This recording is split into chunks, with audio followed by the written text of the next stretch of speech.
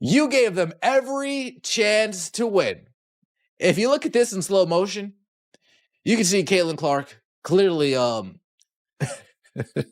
smiling in confusion, smiling in, did that really just happen? Smiling in, you sly W. And she says, she points at the other team, you gave them every chance to win. Oh, goodness gracious. Caitlin Clark, she's chomping at the bits to start talking to these referees during the game. The WNBA is embroiled in yet another controversy, and this time Sydney Colson and Caitlin Clark aren't not holding back. They've had enough of the league's absurd fixation with silencing its stars rather than defending them, the skewed officiating, and the double standards. What ought to have been a celebration of a valiant victory over Indiana Fever became a prime example of the WNBA's rapidly declining legitimacy. This is kind of where everything started at with Sydney Colson. So this is the timeline here. Let me get this pulled up here. This is interesting. I didn't know she said all that today. Okay, this is interesting here. She started off last night by saying at a certain point in the league's existence, I'm going to need for Kelsey Mitchell to get the same whistle as each other stars. The way she gets assaulted is insane, actually. And I've considered roping my sister in it to have office purse charges. It all began when Indiana defeated the Los Angeles Rams in a thrilling 76-75 victory. Sparks Angeles. Typically, a game like that would make everyone in the Fever locker room happy. However, the topic of discussion was not the victory. Players, spectators, and commentators were left shaking their heads in shock over yet another round of strange, biased officiating. Do you believe this issue will be cleaned up by the WNBA? Tell us in the comments section below. Come on. Who paying you, ref? Who you betting on? And mind you, there was some problems going on with the shot clock throughout the game. But man, there is no way. Right at the end of the game, you should be on top of it. You telling me you're not paying attention to when some hands touch that ball? Come on, man. And then to reward them with the timeout, like, fam, that's crazy work. Look, Caitlin Clark, like, what is going on here? She's like, no. Look, Caitlin ready to run the floor, fam. Let's go back to the first quarter. In addition to Caitlin Clark, Indiana's other scoring option, Kelsey Mitchell, made a strong drive to the hoop. She easily defeated her opponent before being grabbed and yanked mid-distance in front of the arena. Not gently bumped, yanked, or nudged. Even those in the nosebleed's last row could see the foul since it was so obvious. The referees were silent, but everyone was expecting the whistle. They accepted it as if the foul had never occurred. Despite his toughness, Mitchell managed to complete the layup, but the damage had already been done. Everything got crazy on the Fever bench.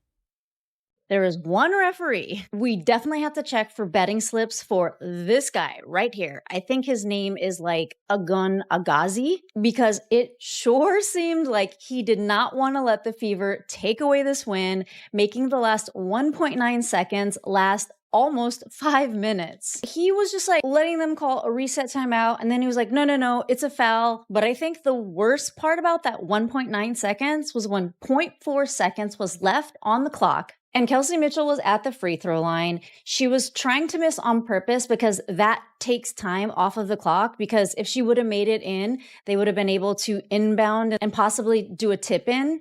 But this guy allowed a reset timeout. When do you allow a reset timeout with 0.4 seconds? Caitlin Clark, who was sitting on the sidelines with an injury but was still focused on the game as usual, lost it at that point.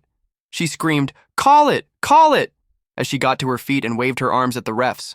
The tone was set by her enthusiasm. Then, incensed at the lack of a call, Lexi Hall also leaped to her feet. What actions did the referees take? Hall received a technical foul slap. Let me say it again. Nothing was awarded to the player who was fouled. The offending player was allowed to continue playing. And the one punished was the colleague who dared to express anger about the unfairness. I have no idea what constitutes rigging if it isn't it. That's what everybody saw in that game.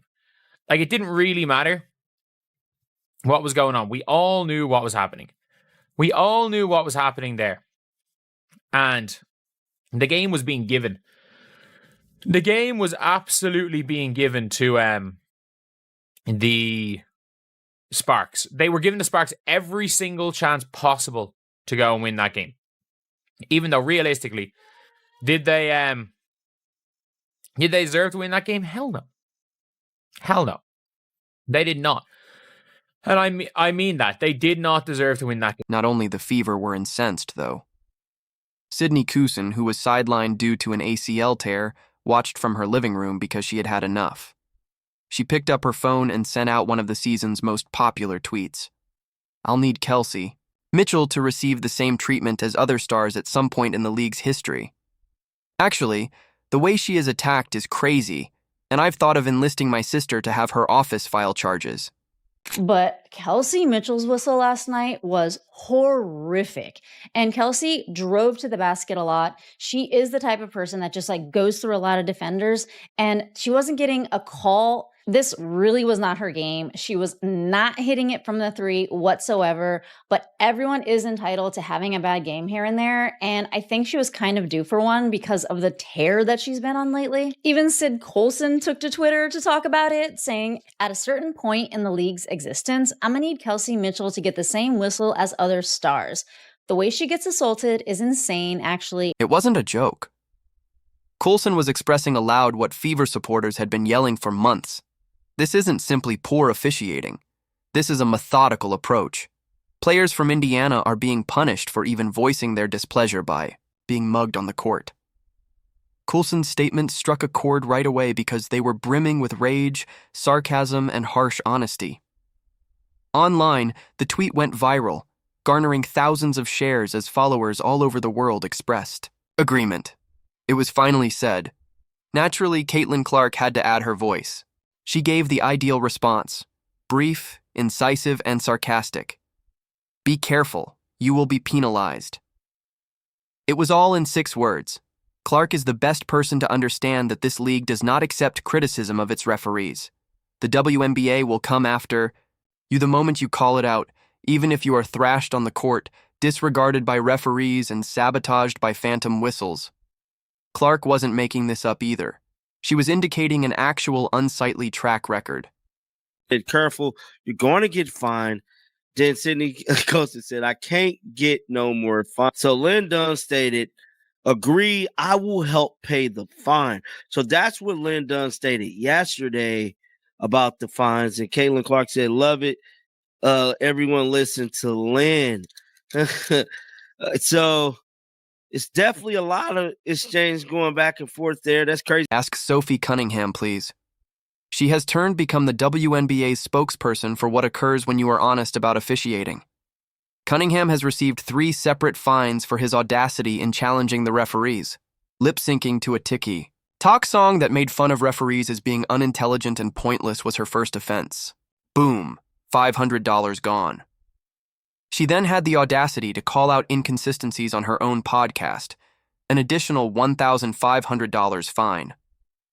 Finally, she pointed out the obvious. Paige Beckers was being pampered by officials who raised the alarm each time they touched her, while Mitchell and other Fever guards were being compromised without any defense. She lost again because of her honesty. Like, I love Paige to death. Do not get me wrong. I think, I think she's a hell of a player and, would love to play with her one day. But those refs were giving her every freaking whistle last night. You literally couldn't touch her. And that shit is so annoying to me. And you're going to do that, then give it to our guards. I just hate the inconsistency. When whistles are player focused, that's I think that's a huge problem. But then again, I don't know what sport that doesn't exist. But she's a rookie. She shouldn't get whistles as a rookie. Consider this message. Under Kathy Angelbert's leadership, the WNBA is not safeguarding its players. It's not putting justice first. Rather, it is discovering its own stars in quiet. In essence, they are operating a protection racket. We'll strike your wallet if you don't accept whatever the referees give you. It's corrupt in addition to being embarrassing. Colson is aware of it as well. She delivered a gut punch in answer to Clark, encapsulating everything. I can't get much better. Translation. She has previously maxed out and received punishment from this system. It's no longer funny when players begin making jokes or half-jokes about getting bankrupt for merely requesting justice. It's a terrible indictment of a league that says it is expanding yet won't address its biggest issue. Think about this message. The WNBA is failing to protect its players under Kathy Angelbert's leadership. It's not prioritizing justice. Instead, it is quietly finding its own stars. They are essentially running a protection racket. If you refuse to accept whatever the referees give you, we'll hit your wallet. It's not just embarrassing, it's corrupt. And Colson knows it too. In response to Clark, she encapsulated everything with a gut hit. I'm not going to get much better. Interpretation. This system has penalized her for maxing out in the past. When gamers start making half-jokes or jokes about going bankrupt for only asking for justice, it's no longer hilarious. It's a damning critique of a league that claims to be growing but refuses to address its largest problem. More people are talking about the refs than that. More people are talking about Caitlin Clark's reaction than that.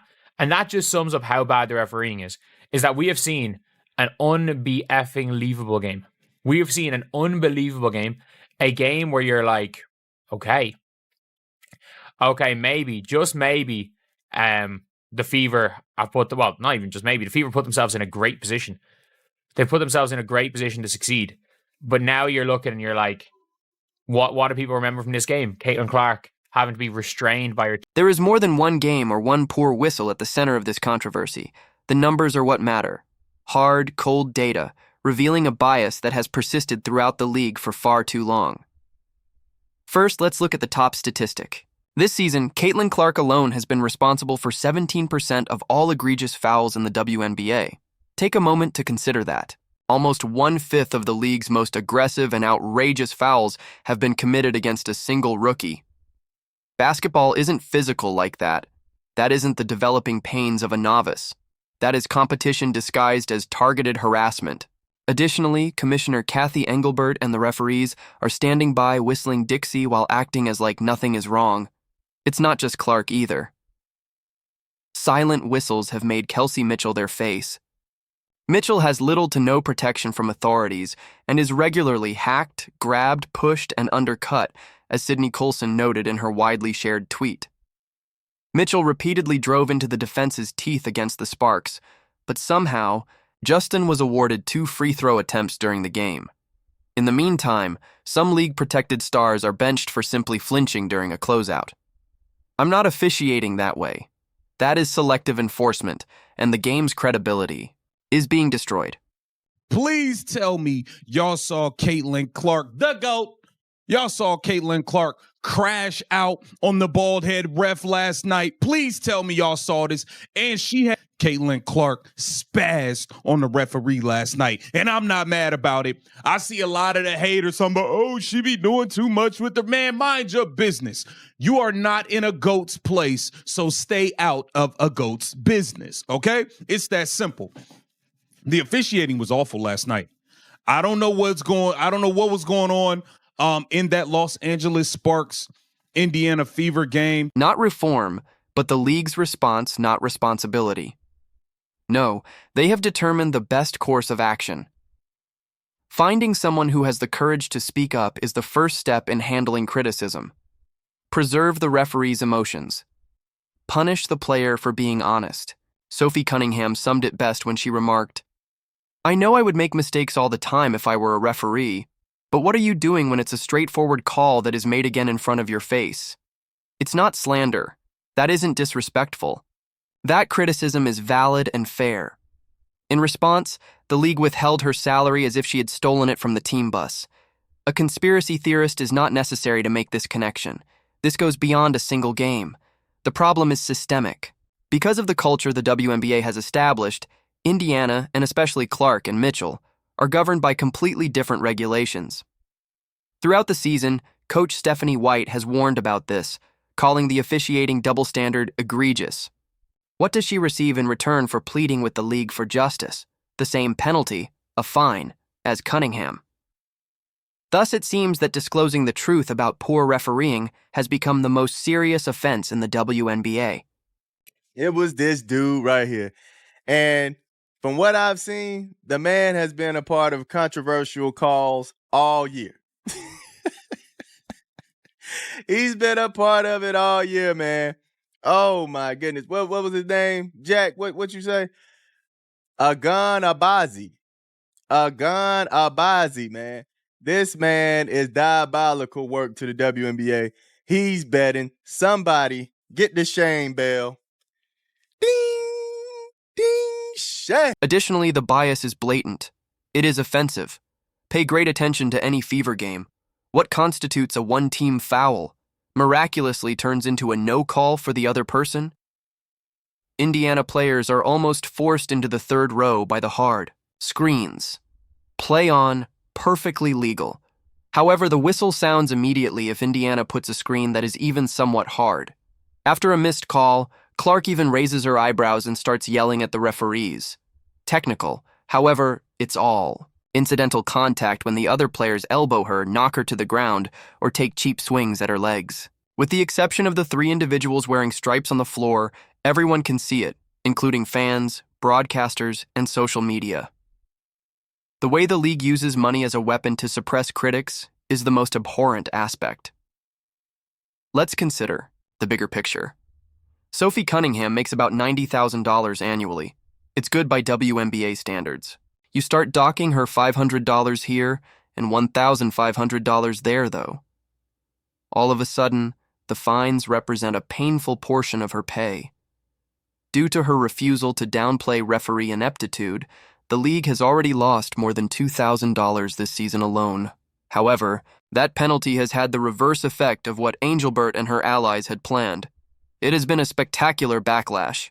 Hey, Ganabazi, how much money you got on that game? You took the Sparks to win, huh? Didn't you? You took the Sparks to win, huh? Didn't you? It's okay.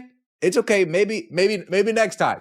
Maybe next time you'll get the benefit of the doubt. The referees are bad, Bo.